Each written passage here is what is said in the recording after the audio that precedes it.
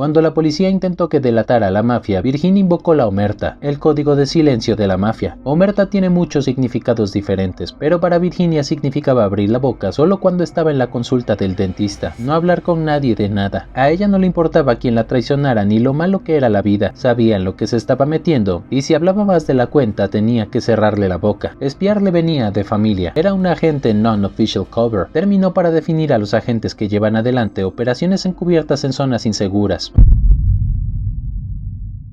Las brutales vidas de las gángsters más famosas del mundo.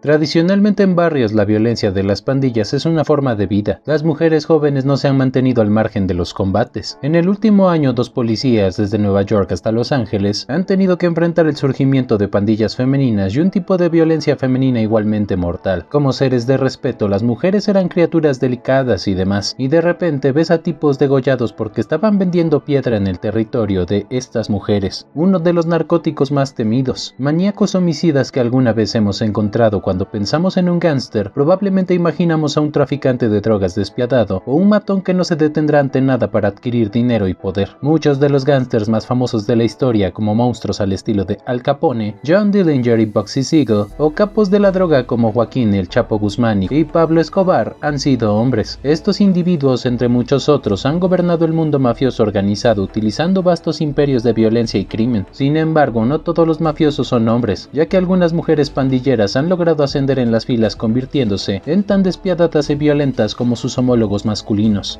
Bienvenidos a un nuevo video. Ahora echemos un vistazo más de cerca a estas poderosas mujeres gángsters que han roto el estereotipo, demostrando que cualidades como la violencia, la codicia y la determinación implacable no están limitadas por el género. Ya sabes a qué me refiero. Si te gusta este tipo de contenido, suscríbete a nuestro canal. Es gratis. Ahora sí, comencemos. Número 1. Maria Licciardi. Maria Licciardi es responsable de más de 100 asesinatos, según Giuseppe Mizzo, otro jefe de la mafia de la Camorra, y es mucho más peligrosa que Matteo Messina Denaro, uno de los líderes de la mafia siciliana. Ella era entonces una picoletta, o la pequeña, por su pequeña estatura, pero era un gran nombre dentro de la organización. Estuvo a cargo durante años y se dice que fue responsable de muchas decisiones importantes, el contacto con otros mafiosos y la caja registradora. Licciardi no mostró piedad con quienes se interpusieron en su camino. Por ejemplo, en 1997 ordenó el asesinato de 14 rivales para vengar la muerte de su prima. Era conocida por su crueldad y su excepcional inteligencia y calma. Cuando la policía pudo arrestarla en agosto del 2021, ni siquiera parpadeó. Según la agencia de noticias italiana ANSA, tras un largo tiempo en prisión preventiva, ahora ha sido condenada a 12 años de prisión por participación en organización criminal, extorsión y agresión. Maria Licciardi pertenece a la familia Licciardi, un conocido clan familiar en Nápoles, fundado por su hermano Gennaro. Junto con otras 20 familias criminales forman la Camorra. Después de que Gennaro muriera en 1994 y los otros hermanos de María, Pietro y Vincenzo, terminaran en prisión, ella asumió el liderazgo del clan. El clan Licciardi surgió como uno de los vencedores de la disputa de sangre a gran escala que estalló entre varios clanes rivales en la región a principios de este siglo. En Nápoles caía una muerte tras otra. Licciardi tampoco rehuyó a matar a sus oponentes, incluidos los 14 involucrados en el asesinato de su primo Vincenzo Espósito, pero ella sabía cuando la cooperación era más ventajosa para ella que el conflicto. La familia Licciardi, junto con otras 2 poderosas familias, los Contini y los Mayardo, formaron la Alianza Secondigliano, dirigida por Licciardi. La poderosa alianza controlaba gran parte de Nápoles y era responsable del tráfico de drogas, la falsificación de productos de lujo y muchas extorsiones. Licciardi también logró persuadir a los otros clanes dentro de la Camorra de dividir el territorio para limitar los conflictos territoriales. María estuvo durante mucho tiempo entre los 30 criminales más buscados de Italia, pero la policía no logró atrapar al notorio jefe de la mafia, que había estado prófugo desde junio del 99. En junio del 2001 finalmente fue arrestada mientras conducía cerca de Nápoles. Luego afirmó ser una ama de casa ordinaria, que odia las drogas, pero el juez no creyó su historia y fue a prisión por 8 años por delitos relacionados con la mafia. Cuando fue liberada en 2009, retomó un papel principal en la mafia napolitana. En 2019 siguió otra serie de arrestos dentro de su alianza, pero Licciardi logró escapar. Sin embargo, en agosto del 2021 fue arrestada nuevamente en el aeropuerto de Roma Ciampino. Hubiera querido ir con su hija a España, compró solo un boleto de avión, el primer paso para volver a esconderse, según las autoridades. Mientras tanto, ha recibido su sentencia y va a volver a prisión por muchos años. Número 2. Griselda Blanco. Nació en la pobreza el 15 de febrero de 1943 en Santa Marta, Colombia. Era tan pobre que se dedicó a delinquir cuando solo tenía 11 años, ayudando a secuestrar a un niño y matándolo después de que su adinerada familia se negara a pagar el rescate solicitado. En la adolescencia, Griselda se casó con un delincuente de poca monta y tuvieron 3 hijos. Se divorciaron y, si los rumores son ciertos, Griselda también ordenó su asesinato. A principios de la década de los años 70, Griselda se casó con un capo de la droga llamado Alberto Bravo, y a través de él, Griselda se introdujo en la escena del comercio de cocaína. Hicieron de la ciudad de Nueva York su base, traficando con la impía sustancia blanca en Estados Unidos. Sin embargo, los federales estaban tras ellos, así que Blanco y su marido huyeron a Colombia en 1975. Sin embargo, las cosas se pusieron feas en Colombia. Griselda confrontó a su esposo cuando se enteró que él había estado tomando dinero de su negocio sin decirle. La confrontación se convirtió en un tiroteo y Griselda asesinó a su esposo, ganándose el apodo de Viuda Negra. Se volvió a casar poco después y una vez más hizo que mataran a su tercer esposo. Reconociendo su incapacidad para mantener a un cónyuge vivo, Griselda permaneció soltera y regresó a Estados Unidos a finales de los 70. Se mudó a la ciudad de Miami, donde rápidamente se consolidó como la madrina de la cocaína. Después Griselda eliminó a su competencia, sumergiendo a la ciudad de Miami en un periodo de violencia que más tarde se conoció como las guerras de los vaqueros de la cocaína. Ordenó varios asesinatos que fueron ejecutados a tiros a la luz del día por pistoleros en motocicletas. Con su inteligencia criminal y absoluta crueldad, Griselda se hizo increíblemente rica, ganando al menos $80 millones por mes, y disfrutó cada parte organizando fiestas hedonistas y comprando propiedades millonarias. Sin embargo, todo lo bueno y lo malo llega a su fin. En 1984, Blanco tuvo que irse de Miami a California, porque todos la perseguían. En 1985 fue arrestada y declarada culpable de múltiples cargos de drogas. Recibió una sentencia máxima de 15 años y en 2004, Griselda fue liberada y deportada a Colombia, donde se retiró de su vida criminal, pero era demasiado tarde. En 2012, el karma tocó la puerta cuando un hombre armado en una bicicleta la mató cuando salía de una carnicería en Medellín, Colombia. Número 3. Virginia Hill.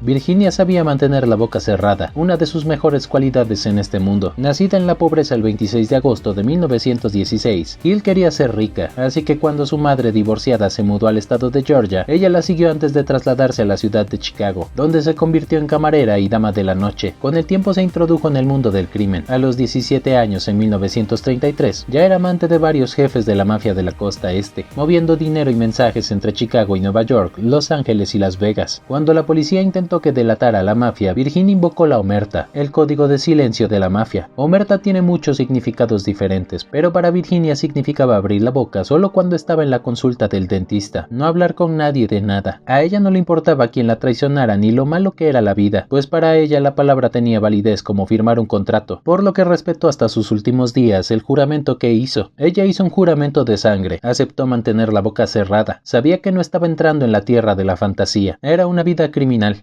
Sabía en lo que se estaba metiendo, y si hablaba más de la cuenta tenía que cerrarle la boca. Con su lealtad no solo se ganó la confianza de la mafia, también se robó el corazón de un notorio pero visionario jefe mafioso llamado Bugsy Siegel. Bugsy Siegel fue el responsable de lo que Las Vegas es hoy, y cuando conoció a Virginia Hill, dirigía varios casinos y un imperio de contrabando. Por encima de todo amaba a Virginia lo suficiente como para ponerle su nombre a su mayor casino. Por desgracia, Siegel murió de un disparo en la cabeza de Virginia en Las Vegas el 20 de junio de 1947, pero curiosamente Virginia había viajado a París 4 días antes del tiroteo, lo que llevó a muchos a creer que sabía que había un golpe y que acababa de abandonar a Bugsy a su suerte. En 1951, Virginia se vio sometida al escrutinio nacional cuando un senador llamado Stestika Fauber inició una investigación sobre la mafia. Una vez más, Virginia mantuvo los labios sellados. Tras negar todas las acusaciones, escapó a Europa, donde vivió alejada de la prensa estadounidense, con su hijo Peter y su marido Henry Hauser, un esquiador austriaco. El 24 de marzo del 66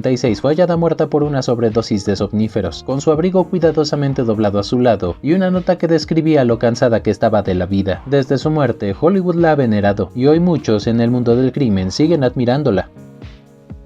Número 4. Anna Chapman. Su nombre era en verdad Anna, y su apellido Chapman tampoco resultaba falso. Tenía derecho a usarlo, a causa de su matrimonio con un inglés. Es lo particular del espionaje en el mundo real. Poco se oculta, aunque sí mucho se disimula. Para Anna Vasilevchenko, tal era su nombre de nacimiento, espiar le venía de familia. Su padre era alto funcionario de la KGB, bajo cobertura diplomática en la embajada soviética en Nairobi, y luego en el Ministerio de Asuntos Exteriores ruso. Ella, por su parte, entró en la parte más riesgosa del negocio. Era una agente non-official cover, término para definir a los agentes que llevan adelante operaciones encubiertas en zonas inseguras o enemigas sin cobertura de ningún tipo, lo que hace su trabajo más peligroso. Apodada la Mata Hari rusa, obtuvo un título en economía en la Universidad de Moscú y se había casado en 2002 con Alex Chapman, un psicólogo inglés con quien vivió en Londres. De él, obtuvo la nacionalidad británica para luego de separarse en 2006 y dejar el país e instalarse en Estados Unidos. Es por eso que algunas fuentes la calificaban como un gorrión rojo, nombre vulgar dado a los espías rusos destinados a obtener secretos por la vía de la seducción. Tomado de la película del mismo nombre que protagonizaron Jennifer Lawrence, Joel Edgerton, Charlotte Rampling, Mary Louise Parker y Jeremy Irons en 2018, basada en la novela homónima de Jason Matthews, ex jefe de operaciones de la CIA. Escrita 5 años antes. Su empleador era por demás exigente. Después de la disolución del KGB en 1991, la Federación Rusa dividió sus actividades de inteligencia en dos áreas. A imitación de los países de Occidente, el Servicio de Inteligencia Exterior, o SBR, donde se hallaba Ana, pasó a encargarse del espionaje exterior, en tanto al Servicio Federal de Seguridad, más conocido por las siglas FSB, pasó a ocuparse de las actividades de contrainteligencia, seguridad interna y de fronteras, medidas antiterroristas y vigilancia doméstica. Fruto de la fusión en 1991 del primer alto directorio del KGB, y el Servicio Central de Inteligencia de la URSS, el SBR tiene una sede central en el distrito de Yasenevo, al suroeste de Moscú, y agentes e informantes a lo largo del mundo. Depende directamente del presidente de Rusia y, en opinión de expertos, no tiene nada que envidiar en efectividad y métodos a la KGB, siendo considerada tanto o incluso más implacable en sus operaciones que el antiguo servicio de espías soviético. Tras caer en una trampa del FBI en 2010, Ana fue detenida junto con otros colegas y bajo la carátula del United States vs. Anna Chapman. SDNI 8 de julio del 2010, el Tribunal Federal para el Sur de Nueva York tramitó su proceso por espionaje. Claro que, a diferencia de lo que ocurre con los servicios de inteligencia de otros países, el SBR mantiene en alto uno de los principios de su antecesor, la mítica, y no por las mejores razones. KGB nunca se olvida de uno de los suyos, como tampoco nunca olvida a un tirador. Es por eso mismo que Ana, junto a los otros 9 colegas detenidos el 27 de junio del 2010, justo 3 días antes de la reunión en la Casa Blanca del presidente ruso con su par de Estados Unidos, nada es casualidad en el mundo del espionaje, fueron canjeados en Viena 12 días después por 4 topos occidentales en los servicios rusos. Fue el mayor intercambio de espías desde la Guerra Fría al presente. Después de volar a Moscú, los 10 agentes fueron, poco tiempo después, el 19 de octubre del 2010, condecorados en el Kremlin con toda solemnidad por el presidente ruso Dmitry Medvedev, a puertas cerradas y lejos de toda cámara, tal como ocurre en dicha ceremonia respecto de los agentes de inteligencia. De hecho, fue la portavoz de la presidencia rusa, Natalia Timakova, la que dio la noticia. Agentes de la inteligencia rusa, incluidos los oficiales que sirvieron en Estados Unidos y regresaron a Rusia en julio, recibieron la máxima condecoración del Estado. Por supuesto, la información fue difundida por varias agencias noticiosas, pero ningún canal de televisión ruso ofreció imagen alguna del evento. En tanto, el Home Office británico, equivalente a nuestro Ministerio del Interior, le quitaba la ciudadanía británica a Ana. Esta se convertía en un fenómeno mediático con cientos de miles de seguidores en las redes e iniciaba carrera en diversas ocupaciones que iban del modelaje a las actividades empresariales, incluso apareciendo en sensuales fotografías vistiendo lencería y pistola en mano, al estilo James Bond. En la portada de la edición rusa de la revista Maxim, romperá su silencio para hablar sobre los hombres con los que filtreó y sus planes de futuro, decía el título de la publicación. En la nota, la revista incluso afirmó que Anna Chapman ha contribuido a exaltar el patriotismo en Rusia más que la selección rusa de fútbol, algo que muchos en el Kremlin compartían. No muy buena como espía, era inmejorable para las relaciones públicas. 8 años después de dicho intercambio en Viena, en marzo de 2018, rompiendo una de las reglas de oro del mundo de las sombras que impide tomar acciones respecto de alguien que ha sido liberado. En tanto, Ana disfrutaba de unas vacaciones en Tailandia y subía a su Instagram, por entonces de 118,000 seguidores, una foto en bikini. Otro de los intercambios en Viena, el ex espía ruso Sergei, de 66 años, topo de inteligencia británico M16, era ingresado en Inglaterra junto a su hija en un hospital por haber sido envenenado al cenar en un restaurante de Salisbury. Lo dicho, nada es causal en el mundo de los secretos. El espíritu del KGB está lejos de haber quedado en la historia.